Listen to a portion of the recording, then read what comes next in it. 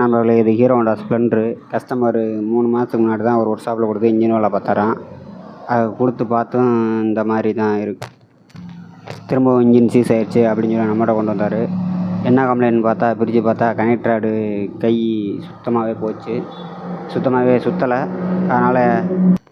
அதனால் நம்ம கொண்டு போய் லேத்தில் கேட்டோம். என்ன கம்ப்ளைண்ட் சொன்னாங்கன்னா, சரியாக கனெக்டர் ராடு பேரிங்க்கு ஆயில் ஏறல, அதனால தான் இன்ஜின் சீஸ் ஆயிடுச்சு அப்படின்னு சொன்னாங்க.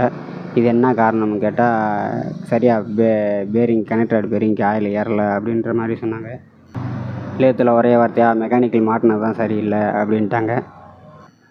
கடைசிக்கு என்ன கம்ப்ளைண்ட் பார்த்தா, இந்த பின்னை வந்து மாட்டிட்டாங்க. இந்த கனெக்டர் ராடு பின்னை வந்து மாட்டியிருந்துருப்பாங்க அவருக்கு. அதனால் என்னென்னா, இது உள்ள போகிற ஆயில் வந்து கனெக்டர் ராடு பேரிங்க்கு ஏறாமல் உள்ள ஆயில்